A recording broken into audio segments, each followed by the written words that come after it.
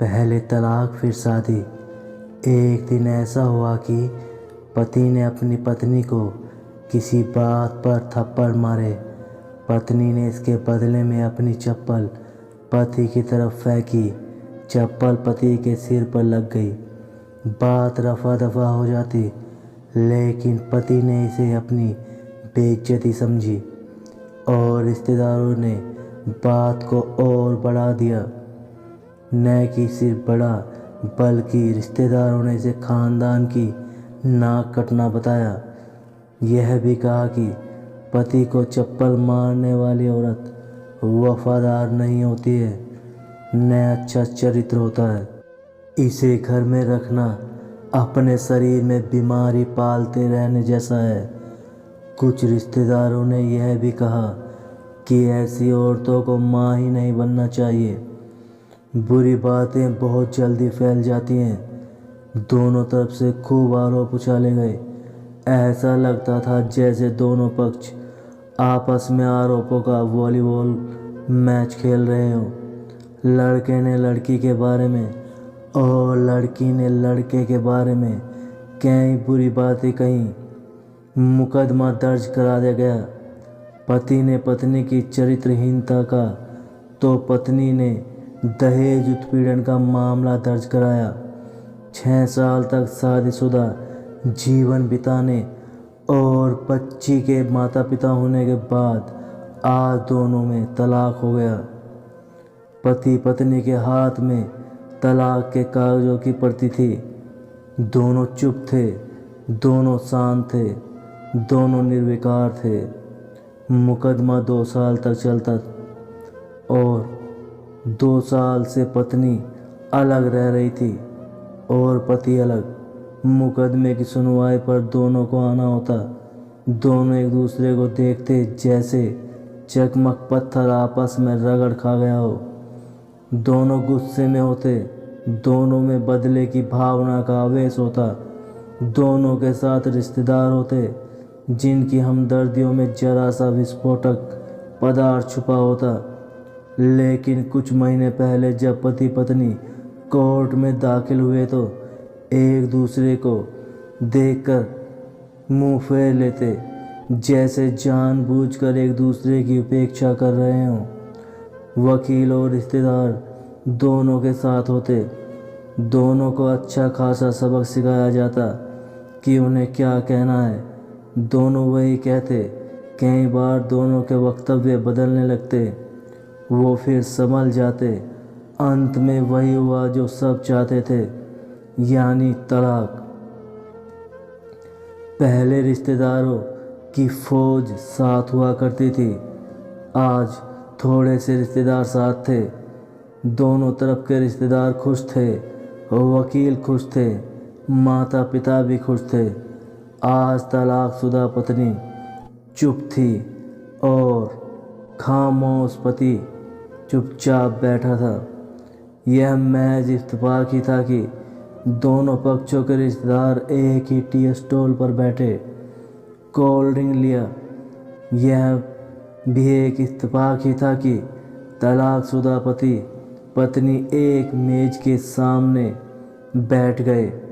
लड़की की बेंच और वो दोनों। कॉन्ग्रेचुलेशंस, आप जो चाहते थे वही हुआ। तुम्हें भी बधाई हो, पुरुष बोला। स्त्री ने कहा, तुमने भी तो तलाक देकर जीत हासिल कर ली है। तलाक क्या जीत का प्रतीक होता है? स्त्री ने पूछा। तुम बताओ। पुरुष के पूछने पर स्त्री ने जवाब नहीं दिया। वो चुप बैठी रही। फिर बोली, तुमने मुझे चरित्रहीन कहा था। अच्छा हुआ अब तुम्हारा चरित्रहीन स्त्री से पीछा छूटा। वो मेरी गलती थी, मुझे ऐसा नहीं कहना चाहिए था, पुरुष बोला। मैंने बहुत मानसिक तनाव झेला है। स्त्री की आवाज़ सपाट और दुख से भरी थी, न कोई गुस्सा था।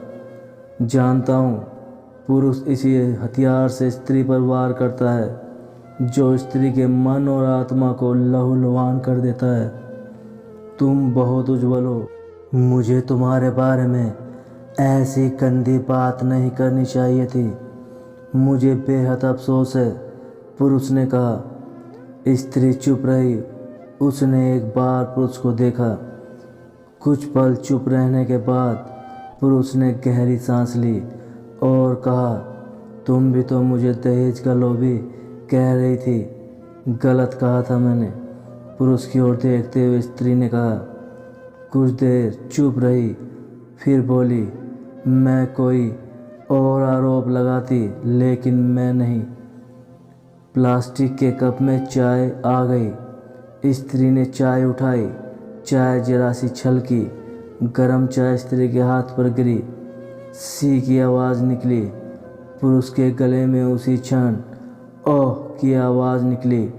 स्त्री ने पुरुष को देखा। पुरुष स्त्री को देखते जा रहा था। तुम्हारा कर्म का दर्द कैसा है? ऐसा ही है, कभी वोल्वोलिन तो कभी कॉम्बिफ्लेन।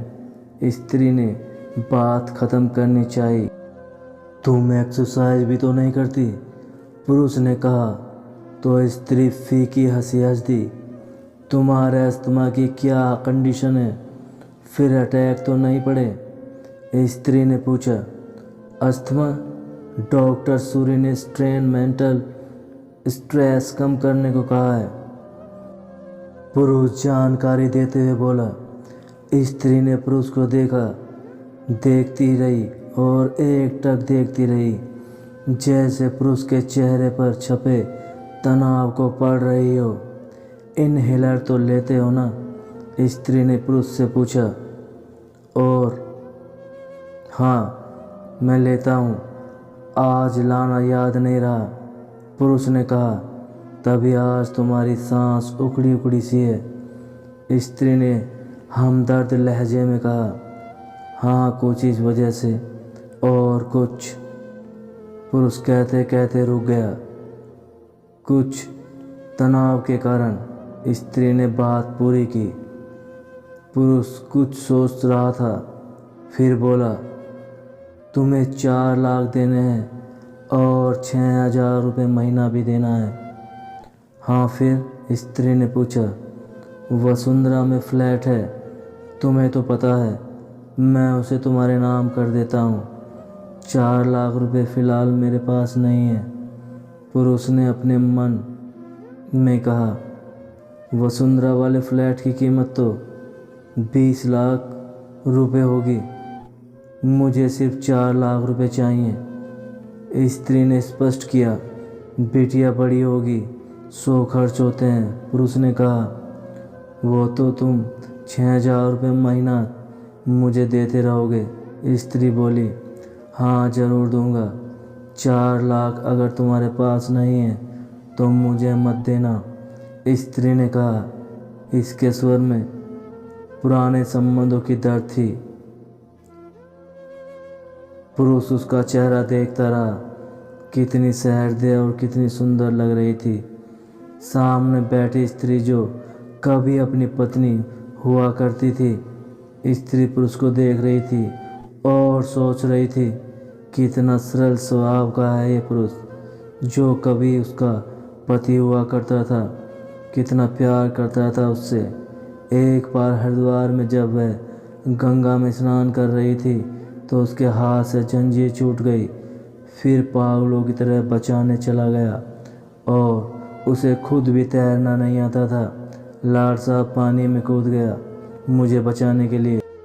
लाड साहब को तैरना भी नहीं आता था और फिर भी मुझे बचाने के लिए कूद गया। अच्छा है, मैं ही खोट निकालती रही। कितना?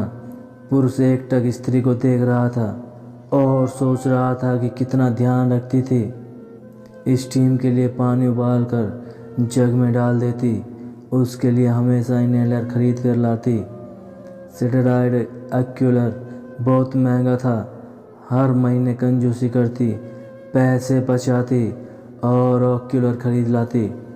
दूसरों की बीमारी की कौन परवाह करता है, लेकिन ये करती थी मेरी परवाह।